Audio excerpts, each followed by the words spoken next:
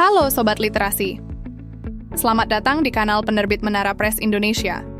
Tempat di mana buku bukan hanya untuk dibaca, tetapi juga untuk menginspirasi dan membuka cakrawala baru dalam memahami dunia.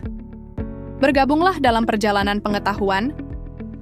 Dalam sistem hukum modern yang berkembang pesat saat ini, seringkali hukum dipahami secara sempit sebagai sekumpulan aturan formal yang mengatur hubungan antar individu berdasarkan kesepakatan. Dalam memahami hal ini terdapat salah satu rujukan yang sangat bermanfaat adalah buku berjudul Asas Ilahiyah, Hakikat dan Perwujudannya dalam Hukum Perjanjian Indonesia, karya Dr. Jumi Kasih. Buku ini menawarkan perspektif yang lebih mendalam dan holistik.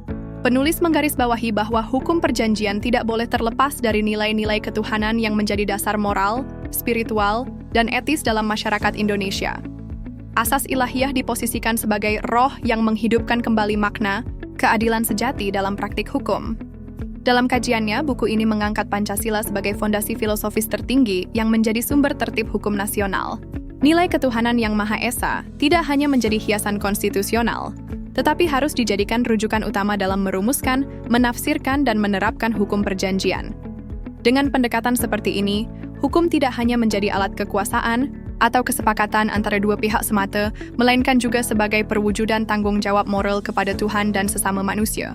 Penulis menunjukkan kedalaman intelektualnya melalui eksplorasi terhadap berbagai teori hukum klasik dan kontemporer seperti Pacta sunt servanda, teori hukum kodrat, ius natural, kesadaran hukum, hingga maqasid syariah dan maslahah mursalah.